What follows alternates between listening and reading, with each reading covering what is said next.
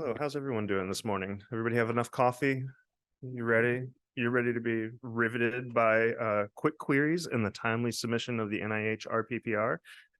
Yeah, otherwise known as how to help your PIs get their homework in on time. I am Jack Hartley. I'm a grants analyst in the sponsored programs office. I am joined by Jim Kinney, the senior grants analyst in the sponsored programs office. So NIH RPPRs. These are so important. This is where you report all of your science and all of your sort of like financial reporting for the last budget period. And it's not just a requirement, it is the lifeline of the research funding process. We have three types of RPPRs. They all use the NIH RPPR guide as far as the rules that you follow to make sure that you're filling everything out properly. We have our annual RPPR that describes your scientific progress, significant changes, reporting on personnel and effort, and some plans for the upcoming year. Your final RPPR is what happens after your whole grant has concluded, after your 5 years for an R01 generally, or 2 years for an R21. That is the closeout process and is so important because it reflects on the university to show that we can like complete a project and submit this on time.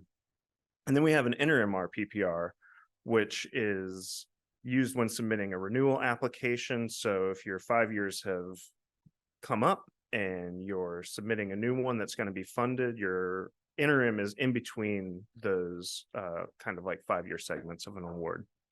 If the type 2 is not funded, then the interim RPPR turns into your final RPPR. So once again, you can follow all of those rules in the NIH RPPR guide, and you can ask people like Jim and me to help you out when you're completing those. There are a few different types of annual RPPRs. There are what's called SNAP, Streamlined Non-Competing Award Process RPPRs. Those are due approximately 45 days before the next budget period start date. And then we have non-SNAP RPPRs that are due approximately 60 days before the next budget period start date. The big difference between SNAP and non-SNAP is that with SNAP, you don't have to submit a new budget to the NIH at your RPPR time, but with non-SNAP, you do have to fill out a budget tab that needs to be submitted and reviewed. So that would be, non-SNAP would be like your PO1s or your T32s. SNAP would in general be something like your R01s. And then you have multi-year funded RPPRs that are due annually on or before the anniversary of the budget project period when the start date of the award. As we mentioned, your interim and final RPPRs are due 120 days from the period of performance end date for the competitive segment. Just can't reiterate this enough. The process for interim and final RPPRs is the exact same. The difference is just whether that grant is being renewed or not is what turns it into an interim RPPR. The final RPPR is available as part of the closeout process. You find that in a different way when you're searching in Commons. You go to search the grant by closeout, not by the RPPR search. Does everybody know what that is? Is everybody in here done an RPPR? I should have asked that. No? Okay, I'm sorry. I'm like probably going over your head. We'll answer questions about some of these processes and show you how to navigate Commons as this goes on. So I want to talk about avoiding some common pitfalls, things that can hold up or create snags when you're submitting your RPPR.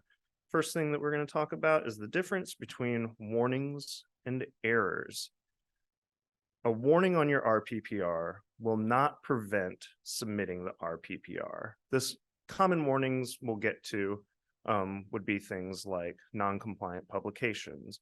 An error is going to make it so that the submit button isn't even available. That has to be fixed before the RPPR can be submitted. The way that you find that is by clicking those 3 little buttons highlighted in yellow there and clicking check for errors. And when you do that, it'll run a report on your RPPR and tell you what needs to be addressed. So this example has 3 errors and 1 warning. The errors here are things like the signing official information hasn't been included on the cover page of the RPPR. Have to have that information or you can't submit it.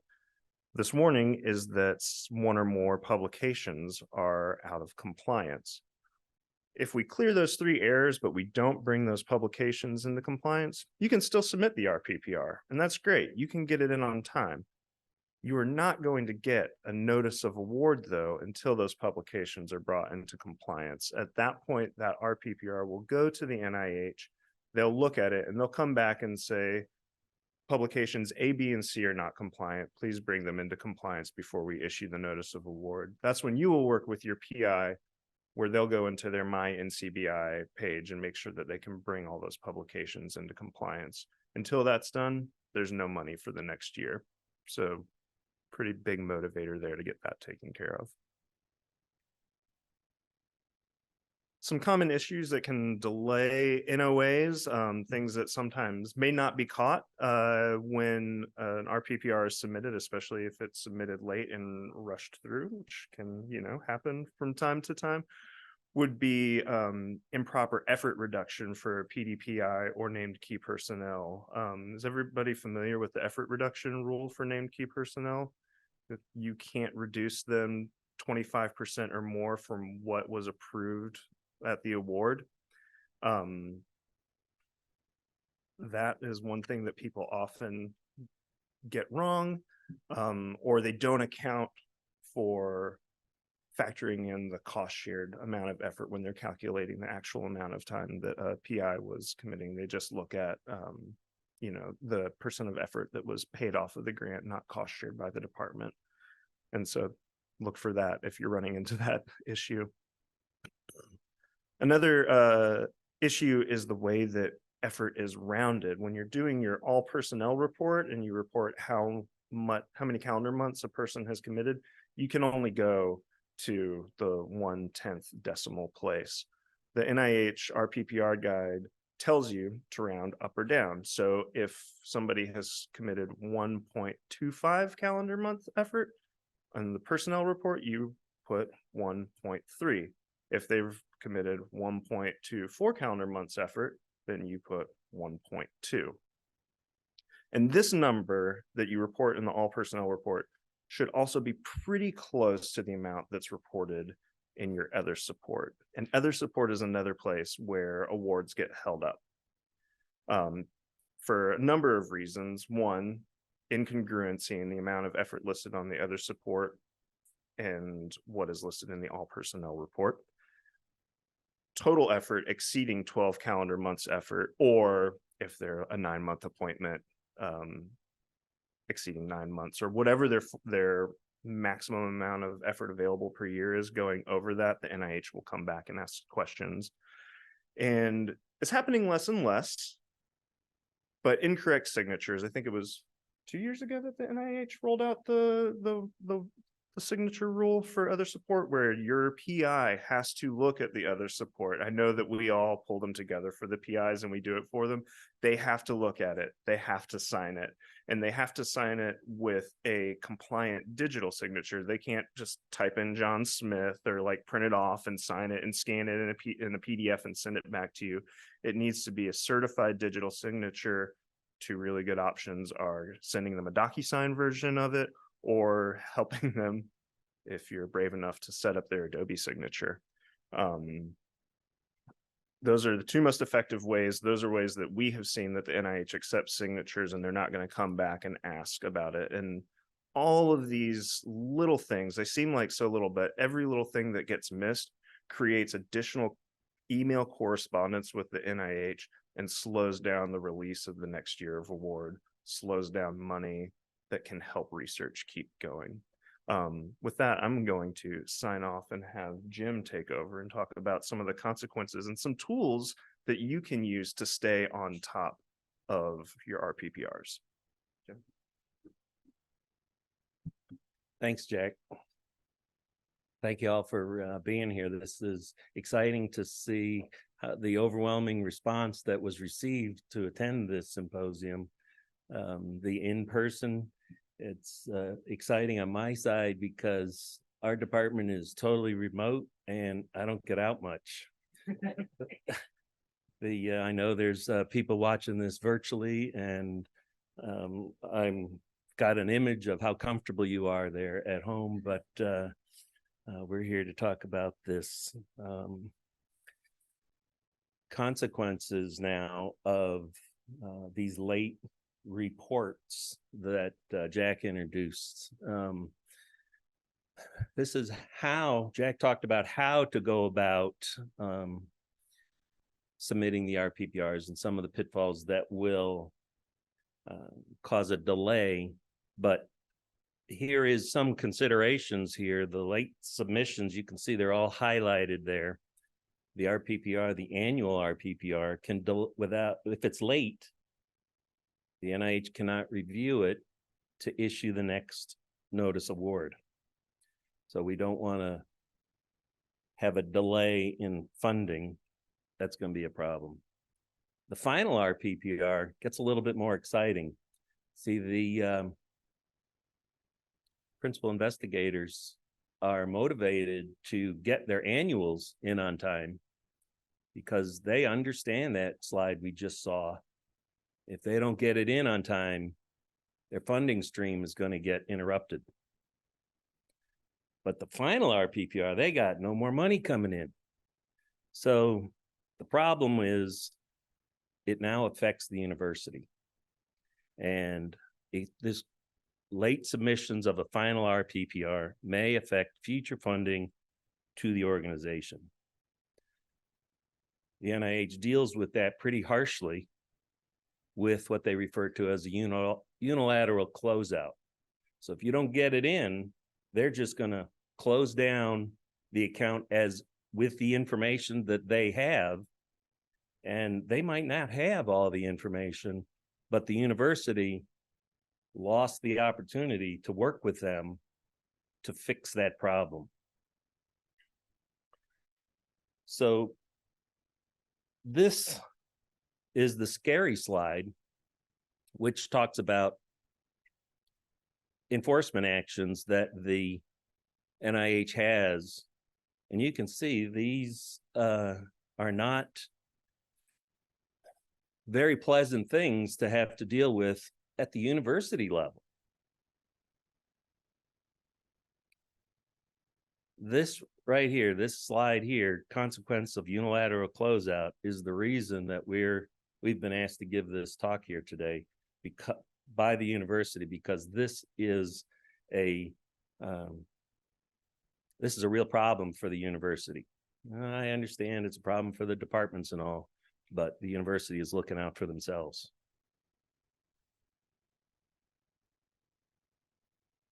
The university has done a good job talking about the roles and responsibilities that everybody has, all the different job titles. We have, in this case, the PI roles and research administrators. That's who we are. As research administrators, we do not get the notice that the NIH sends out. It's an email to the individual that's listed as the principal investigator. So they're going to get a heads up. It's likely that these the investigators, who do a wonderful job, so excited to work with them, but they've got a lot going on. I get it. And it's easy for some auto-generated email to get overlooked because they're putting out the next challenge that they're presented with. Problem is, the department has also placed the responsibility on, the university has also placed the responsibility on the research administrators and the departments to identify the need for a submission of a progress report. Also to identify the early closeout situations. So the research administrators are part of the team that has to start, complete, submit these progress reports. All flavors of them. We're at a big disadvantage because we don't get that email.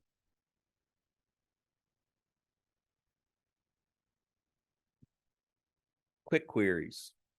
This is the tool that I wanted to talk about today that's going to help the research administrators prepare for the progress reports. Research administrators work just as hard as the principal investigators. They have just as much workflow as the principal investigators do coming in. So it's difficult for them to try and keep track of when this progress report is due for all the principal investigators that they support. It'd be great to have two reports that can be easily run: grants pending closeout and progress report search by IPF numbers. These two reports are available on quick queries. Now, we just want to make sure everybody's aware of quick queries. The slide shows the login screen to ERA Commons. And on that slide that everybody just blasts through, I'm sure they have their autofill password in there, and it just, they go right through it. I can speak for myself, everybody in my office that, remember I work on a little castle all by myself, so my world is pretty small. Quick queries. Clicking on that quick queries button brings you to this screen.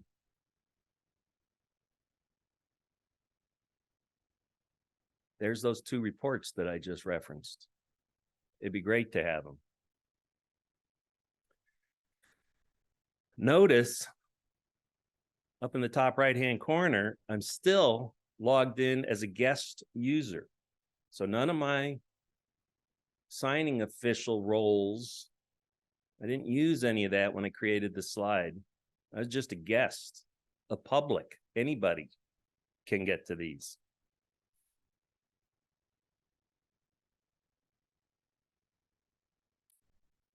So when clicking on that pending progress reports, notice the number that you've seen on the screen 5 times that nobody's talked about yet. The IPF number. That's all you need. I'm still logged in as a guest user. Just plug in that IPF number. And where did that IPF number come from? Now I've logged in. I'm not sure where everybody else is, whether they have access to the institutional profile, but the IPF number is the institutional profile for IPF. It's not the IPF that we think about every day in Ramsey's. What a coincidence, but this is our IPF number for the university.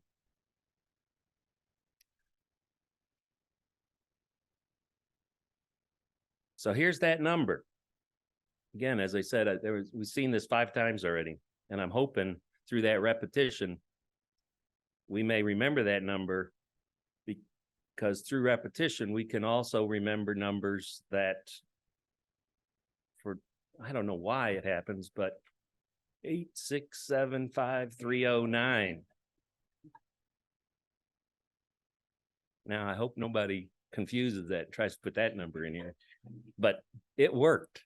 That number, why is it that everybody knows what I'm talking about?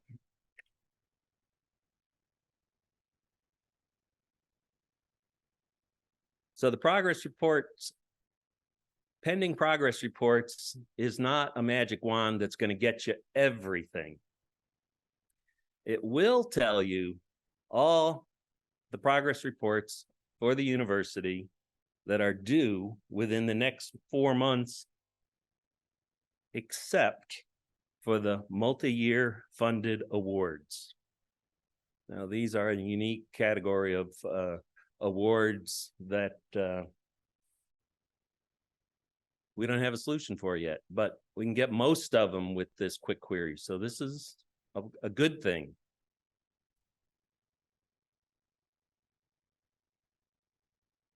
The grants pending closeouts.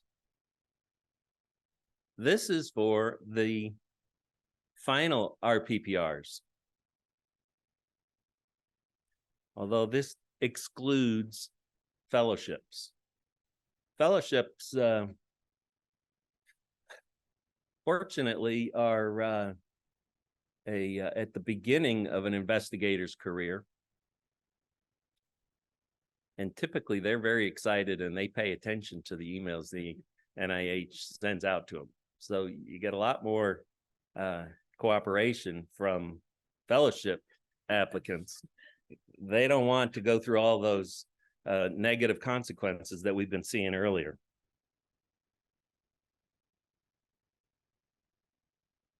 This is a shot of what the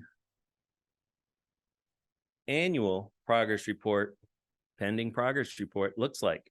Again, I'm still logged in as a guest user. Anybody can see this. So it's going to give you 4 months worth of information.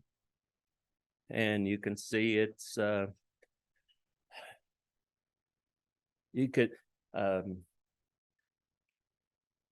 sometimes these slides, I know when I present them on a file like this, it's difficult for me to see, but some of our younger colleagues may have better eyesight and can see what you're looking at here. But the big column is there in the middle, the principal investigator's name. So if you have the principal investigator's name, a list, and you scan through it, you know, as research administrators, who you're going to be responsible for. You just look for their names. Now, the first time you run it, you got to go through 4 months worth of data. It's going to take you a longer period of time.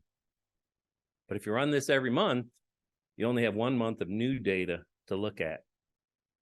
So this is I think it says 12/15 is all the reports are due on December 15th. And I just captured a high level of it, but there's a lot more coming up. You can sort it, you can download it, multiple ways to slice and dice the information. And we're not here to try and talk about how to do all that, other than it's available for you.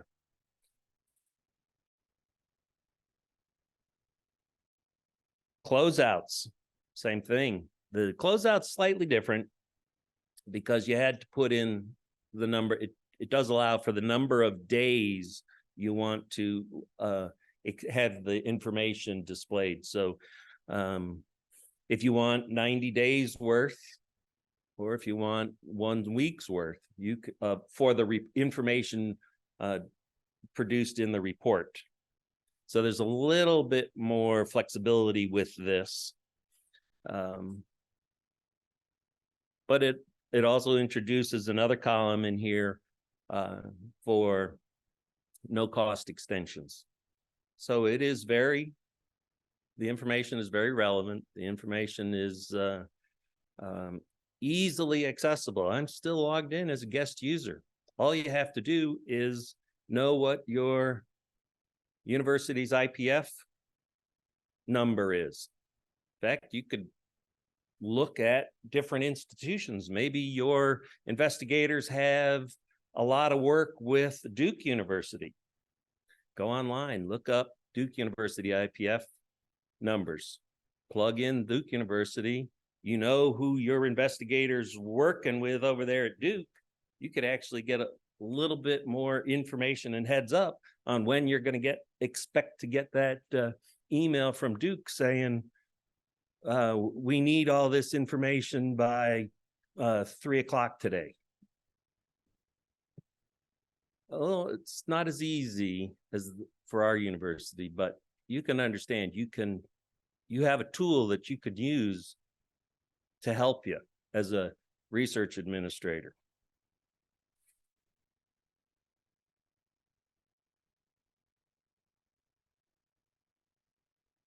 As I was mentioning, some best practices, run this report monthly. You're going to get a 4-month head start. Now, having this information so early, while we've just been talking about the RPPR arriving at the NIH, we know that there's so much more that has to happen before it arrives. For example, in Ramsey's, the IPF has to be submitted. And sometimes the principal investigator will be glad to get a notice that they need to certify an IPF in Ramsey's. You've actually reminded them again that you're on top of it. You're going to allow them to be successful. You're an important part of that research team. So run that report monthly. Get those Ramsey's IPF in ahead of time. And there's some things that are clearly out of your control that everybody understands, but there's some things that are in your control, and that's one of them. And with this tool, you're going to look good. You're going to look great. You're going to get thank you notes from your principal investigators. You need to appreciate those thank you notes.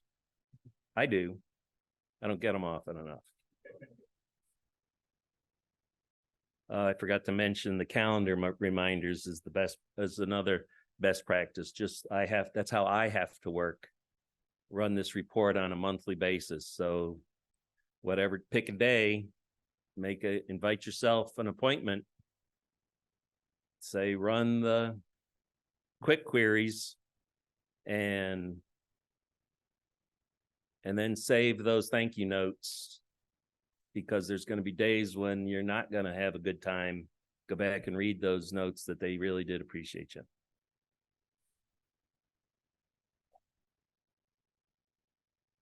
Now we got time for some questions. And as we ask questions, one of the things I want to really hold on this slide, because I think this one is the most important. I'm going to start this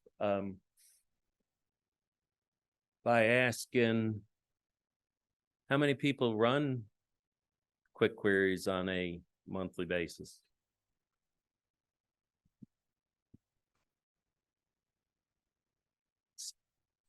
So that was not an overwhelming response. I did see one hand raised out of a room full of people. And so the introduction of this feature that's available to the public is something that is really the message. Now, any questions?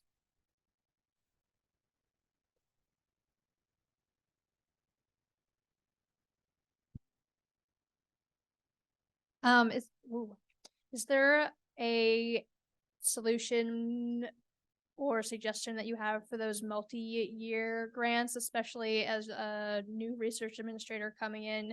You might not know that they're multi-year grants when you're starting to work, and since I know previous ERA Commons, it was easier to kind of see it, but with their switch to the new format, it's a little bit more tricky to get to those. So I was wondering if you had any tips or tricks for the multi-years. Yes, you use the descriptive word a little more tricky. And when I think about it, I don't use tricky, I use scary when I think about it. And that's a really, it's really a function of, as a new research administrator, understanding the value of the information in the notice of award. As a new research administrator, I can't emphasize enough how much information is in that notice of award. They are different, every one of them. You go through that notice of award, you'll find all sorts of things. This is not necessarily to talk about notice of awards, but one of them does items in there is, this is a multi-year award. So think about the best practices that we talked about and the calendar entry. So as you go through that and you see something that says that, put a calendar entry. This, unless anyone else, I mean, we've got a huge body of knowledge in here that can help with this question. This is only one method that can provide the solution that you're looking for. Does anybody else have a suggestion?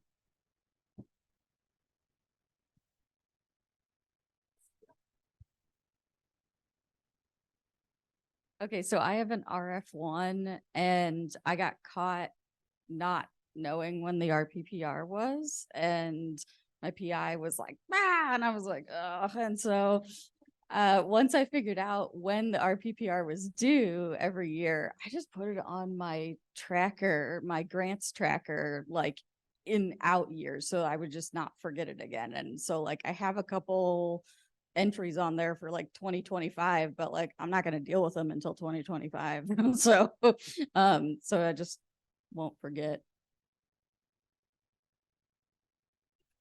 Thank you, Candace. That was a great insight of and that's important to know also. That's a departmental type suggestion that does not occur across the university. So I don't necessarily have insight into that departmental knowledge of processes, which is why I have to back up to that personal suggestion of how we can be successful.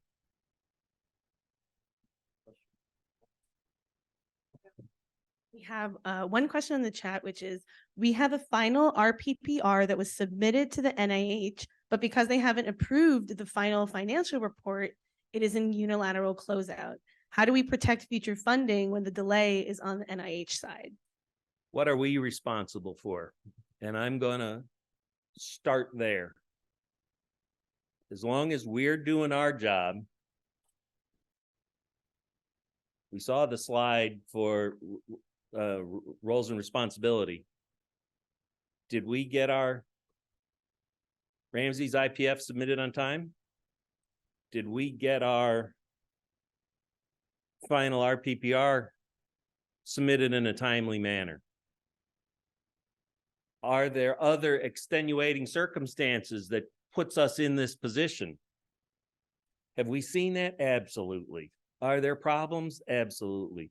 We want to take care of ourselves and then deal with the individual problem as it comes up. It's a one-off situation. There's so many other variables that I'm not trying to dismiss the question, but take care of yourself first. Do what we need to do, and then we can deal with all whatever unique situations are that we're talking about. I hope that helps. I know you're I can't see you online to be able to understand if that is okay or not, but I hope that helped. I did just want to add a couple more, just two quick things. Because Jim brought up the NOA, and we're not talking about notices of award, but I feel like in retrospect, I should have put this on one of the slides. In the same way that when you're submitting a new application, it is so important to read the guidelines. When you're submitting an RPPR, it is so important to read the notice of award. With NIH, you're going to want to look at the whole thing. You're specifically going to zoom in on section 4. That is going to tell you the really unique requirements for any given award. That's where your key personnel who are not PDPI, but who are named by the NIH are going to be listed. That's where you're going to have possible restrictions on funding. That's where you're going to have information about how to handle foreign subawards, and all the sort of stuff that might be specific to your grant is going to be in your notice of award. You're going to want to go straight to section 4 and read that, and that's going to help you submit a successful RPPR. So wish I put that on a slide. Always read your guidelines, always read your NOA. And then the other thing is just kind of reiterating what Jim is talking about and summing it up. He's talked, there was the question about when the NIH is put in unilateral closeout because of something that they hadn't completed versus us. I often think in grants administration, research administration, the like serenity prayer, not the Seinfeld, like serenity now, but sometimes that one. Hope that everybody's watched Seinfeld. I might be dating myself. But give me the courage to change the things I can, the patience to accept the things I can't, and the wisdom to know the difference, or whatever it is. That's really kind of like the tact that I think we have to take. Like, what can we control? What can we affect? How can we make a difference? And when is it out of our hands? And this Quick Commons is a tool that gives you a resource to be able to make a difference, to be able to put a little bit of the control back in your pocket, because your PIs are so busy. They're in and out of clinics, they're in and out of the labs, they've got a dozen different grant applications going on, and they're going to forget to tell you that an RPPR is coming up. They're going to forget to tell you that we need X, Y, or Z. But there are resources to help you be successful, to help them be successful, to help the university as a whole be successful, because every grant doesn't just reflect on the PI and the department, it reflects on UNC as a whole. And overall, y'all do a really great job. So we appreciate you. Yes, thank you, gentlemen. I do have someone on Zoom who has a question, so I'm going to unmute them. Okay, Laura, you should be able to unmute yourself. My one statement is the PIs are not getting a reminder. They do not get it until it is on the 15th when it was actually due. So they're then scrambling and rushed. And I used to be able to go under status and then go under the college dean's office and be able to look for all my people and get it there and have the whole year in front of me. I've never even heard of the queries, and I was complaining to ERA Commons many times saying, why did you take that tool away? Because it was so valuable to people like me. And they said they had several complaints, but they never did reinstate it. But they also never told me there was this quick queries that I could go and find at least 4 months worth of stuff. So the PIs are frustrated because they're not getting it in time.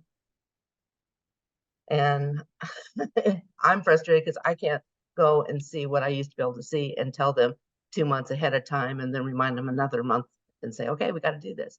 So I appreciate letting us know about the queries, but they're not telling you that when you go to the help desk, because I've repeatedly called them saying, are you going to put this tool back up?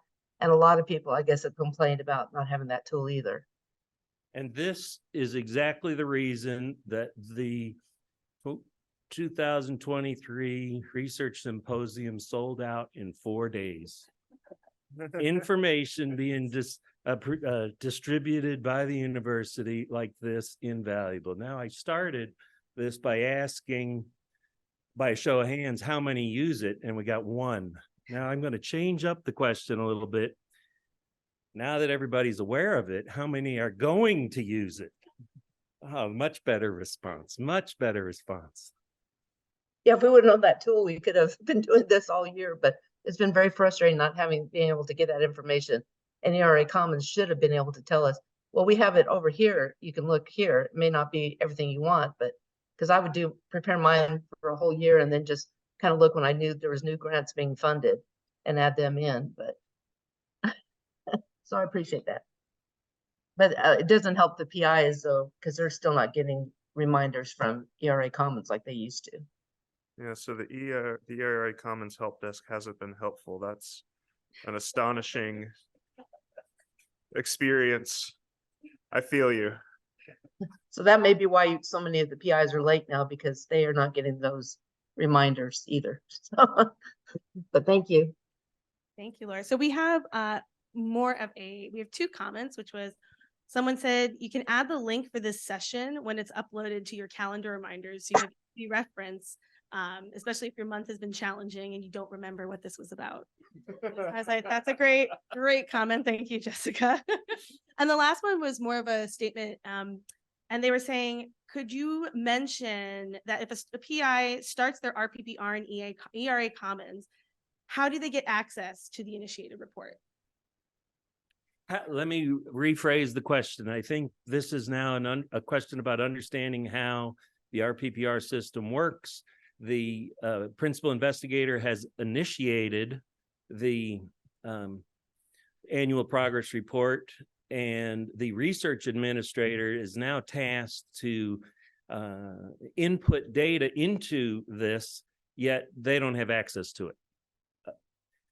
Moving forward with that assumption, the roles in ERA Commons require that the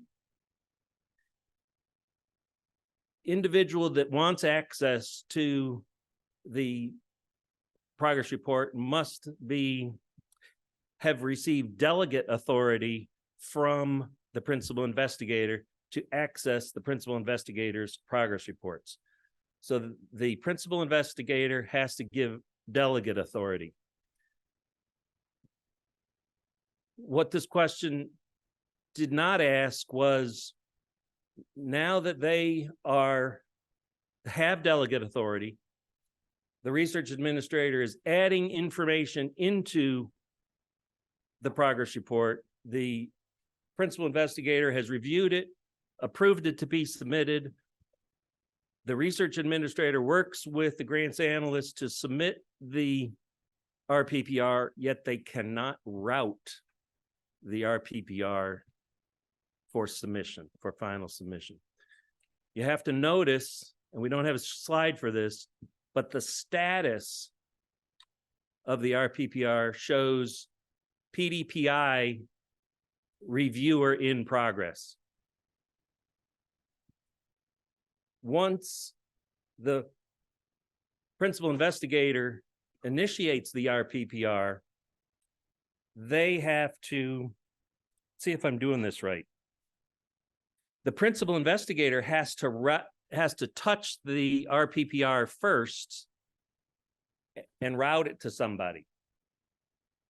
So this would be easier.